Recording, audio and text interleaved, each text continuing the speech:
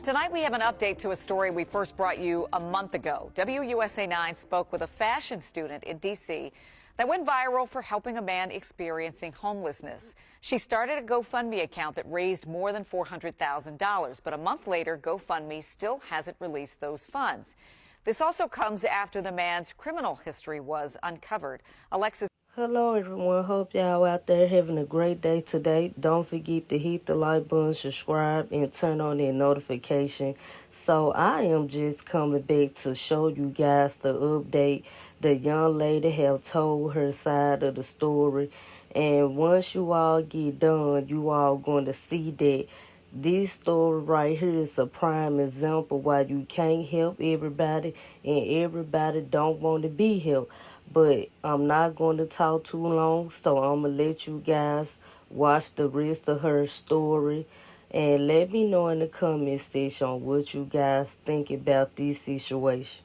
Hey TikTok fam, I hope everybody's doing well. Second, I want to start this video out by expressing my gratitude to you guys. You don't understand how good it feels to have the support system that I do have now since January. I'm forever grateful for the words of encouragement, the positivity, the sweet messages you guys leave me, the donations, just the support is unreal. I never thought as one individual could maintain that and reach that. Because literally before January 30th, I was a nobody. I was a girl from Bay Area, California that attends UC Berkeley. I just moved to DC to participate in a abroad program, which allowed me to live in DC to take classes and intern, as you guys know. And obviously my life forever changed when I went on that walk to the grocery store and I got stopped for tea. And I know I was able to document it and share what has occurred, such as me vlogging and me getting stopped right at that moment, to me looking for him, crying because I couldn't find him, to me finding him, me relaying the news that I raised all this money for him, me taking him to Target, getting him a new phone,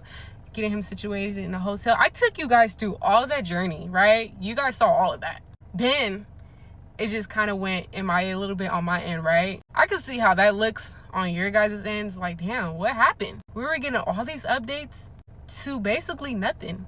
Everything's unclear now, unsaid on my end. And that's because a lot has occurred in private. Now, I've sat on it, I prayed on it, I cried about it, I got counseling about it. And I feel as though that you guys deserve just as much to know what has occurred, because we're a family at the end of the day, and you guys invested into Alonzo and all that money I raised. You guys deserve to know what is going on with it.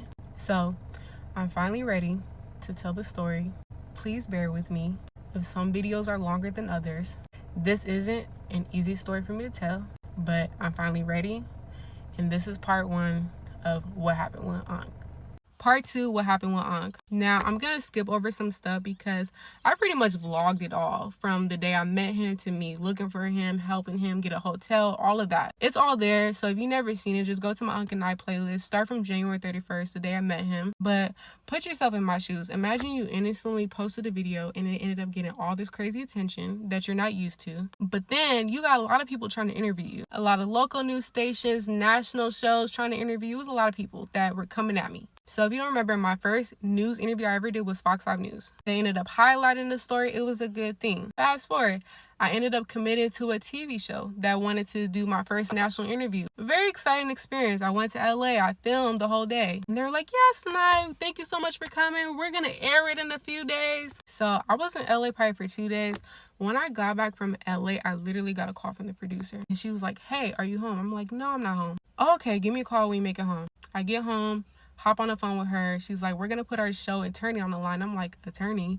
Fast forward. The attorney hops on the phone and she was like, hey, Sanai, we really appreciate coming on the show, but unfortunately, we cannot air it due to Alonzo's criminal history. We did some digging and research and we just cannot air it. And I get it. Like, I guess it just doesn't work with their brand. So they no longer aired it. When they told me we cannot air it because of his criminal history, that's when I found out he had a criminal history. And I was caught off guard. Literally, after I got off the phone with the producers of that show, Fox 5 literally calls my phone and he's just like, hey, Sanai, do you have a statement? Are you aware of Alonzo's criminal history? And I'm like, what's going on? I literally just landed back in DC from LA and I'm so confused. Oh, yeah. We have an exclusive with the lady and she's coming forward and we're going to air at 9 p.m. and she's saying that Alonzo abused her. Do you have a comment? I'm just like, what is going on? So I ended up making no comment because I didn't know. I just found out about this and I'm like, what's going on? Part 3, what happened with Unc. So obviously Fox 5 aired it. It's circulating on social media and the situation went from being positive to negative real quick. My parents didn't feel comfortable with me being in DC by myself with no family out there. So they're like, honestly, either come back home or go to New York like you were originally planning to. So we're going to pause the story here. At this point, when all this was happening, Alonzo has been in his hotel for almost a week and it was time for him to check out.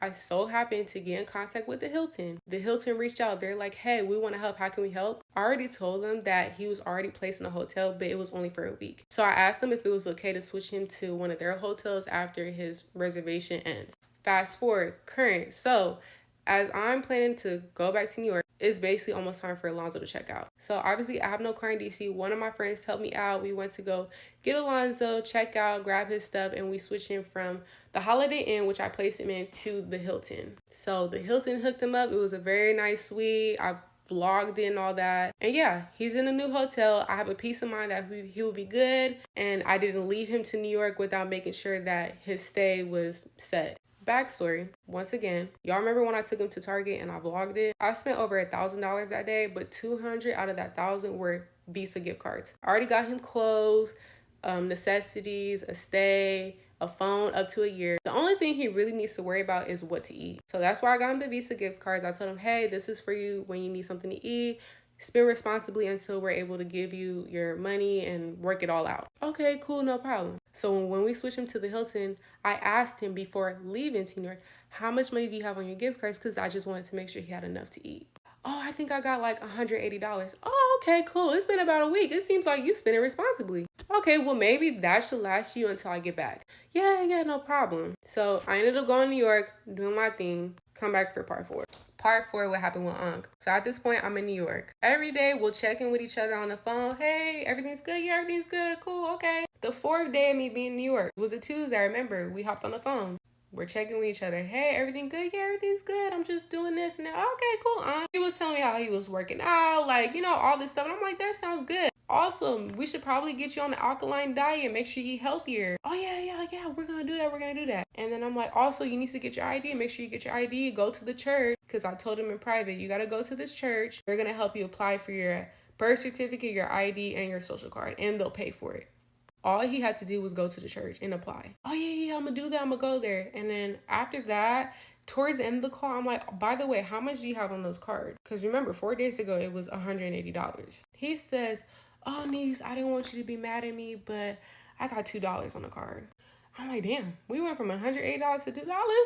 What'd you get? Like, I get it nowadays, like, stuff be costing a lot or whatnot, but this is my own money. I don't have that much of my own money. I'm just in college. So I said, hey, Unc, I'm in New York. Let me figure it out to see how I can get you more money because I wanted to make sure he eats. So I said, in the meantime, make sure you just take care of your business of going and getting an ID and all that. He's like, yeah, I'm going to do that. So I ended up hitting up my friend. Shout out to my friend for being so helpful. I'm like, hey, I'm in New York. I try to reload his gift card balances. It won't let me. Can you go purchase a new gift card for him? Yeah, I'm going to go do that. My friend ended up getting super busy that day. He couldn't do it. Part 5, what happened with Unc. So I talked to him that Tuesday. Wednesday comes. I call him. He doesn't pick up. I'm like, okay, maybe he's busy or whatnot. The whole Wednesday goes. He never ended up hitting me back. Thursday comes. I call him a few times. He would not pick up. So I'm like, what's going on? This is unusual because normally he would answer my phone or call me back immediately. So at this point, I called the hotel directly. I'm like, hey, can you transfer me to such and such room? Every time they would transfer me, he would not pick up. I would have to call him and be like, hey, have you guys seen him? And they're like, no, we haven't seen him, just whatever. So at this point, I'm stressed. I'm like, I'm all the way in New York and I don't know if this man is okay. So it was Wednesday, Thursday, Friday. I didn't hear from him, right? Friday comes. The same friend I asked to go get him a gift card ended up not being available till that day. He's like, hey, I'm sorry, I got busy with work these past few days. I could go get him a gift card now. How much do you want on it? What kind of gift card? I'm like, oh, hey, go get a Visa gift card, put $150 on it. I paid for it. I sent my friend the money immediately. My friend goes to his hotel. He's a police officer, so the hotel people already let him up to the room. He goes to the room. The room is neat. He left his phone there, according to him. He's like, what you want me to do? You want me to leave the gift card here? Like, what you want? I said, hey, yeah, that's fine. Go ahead and leave the gift card there, but write a note telling him to give me a call because I've been trying to get a hold of him. So my friend writes a note. Hey, this is a new gift card. It has $150 on it. Give somebody a call when you can. And my friend leaves the gift card. He took a picture for me to see, and he went on about his business. So after that, the rest of Friday, never ended up getting a call from him. Saturday comes, never got a call from him either. And I'm stressed about it. I'm like, do I have to cut my trip short? What do I have to do? So actually, there was this lady that was in DC, and I don't know, some of you guys remember that video of that lady filming him and asking questions, but that was me knowing he was okay. So I knew he was out and about and okay. So I'm like, okay, maybe I don't have to cut my trip short because it seems like he's okay. What happened to part 6? So at this point, I left New York, came back to DC, still have not been in contact with him. I would say 2 days of me being back at home, I get a call from his uncle. Never talked to this man a day in my life. And let's just say his uncle's name James because I don't want to put real names out there. Uncle James calls me. Hey, Sanaya, this is Alonzo uncle. So what happened was he broke his phone and he needs a new phone today. I'm like, well, where's Alonzo? He's like, oh, Alonzo's right here. Oh, okay. Can I please speak to Alonzo? Sure, no problem, Sanaya. As he's passing the phone, Alonzo, they speak in a weird code. It was just like abnormal. I'm like, that sounds like fishy. Instead of just saying, oh, hey, it's niece, hey, it's nice night, it was like, oh, this is like, it was so weird. So when Alonzo hopped on the phone, oh, hey, niece, oh, hey, unc, I have not talked to you in a week. What's going on? Oh, what happened was when I was washing my clothes, I left the phone in the pocket and yeah, water damage, so my phone doesn't work anymore. Oh, damn, unc. Okay, no problem. We'll just probably trade your phone out since it's still under the warranty. I'll be there in a few days to grab the phone. Okay, cool, no problem. Again, I'm checking in. Did you get your ID yet? It's an excuse every time behind the ID. Oh, yeah, they messed up again or da-da-da.